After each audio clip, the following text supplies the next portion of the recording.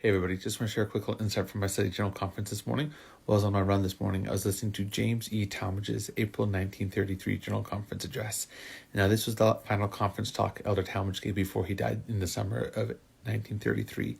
And in this address, he talked about two different things. He talked about the importance of hearkening to prophetic counsel, as well as keeping our chin up for the events that were to come.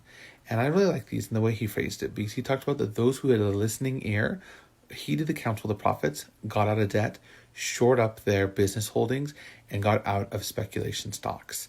And that they were rewarded for that obedience when the Great Depression hit. And he said that many people said, hey, the prophets have been saying this for so long, we don't need to actually listen to it. They've been warning about a coming trial, and there's no need because there's nothing to worry about. And so they started to ignore the prophet, and they said not his counsels, and then they had to pay the price.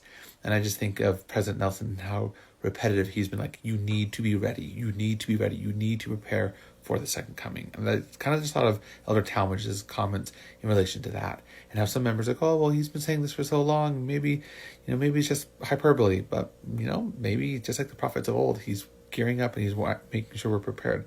But I loved how Elder Talmage then talked about the coming days. He said, O Latter-day Saints, we have to bear the conditions that have been foretold and that are now being realized. Let us do it with faith and not resignation, never faltering, knowing that the Lord will bring out all things well.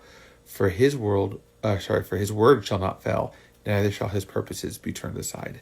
And I think that sometimes we talk about what's coming in the last days, or we look at the world around us, we're like, my goodness, it's kind of a lost cause. Obviously, we're worse than Noah. But the Lord has a purpose. The Lord has a plan, and it's going to turn out, and it's going to be glorious. And as Latter-day Saints, we are not preparing and marching towards Armageddon. As Latter-day Saints, we are seeking to establish Zion and prepare for Adam on Diamond.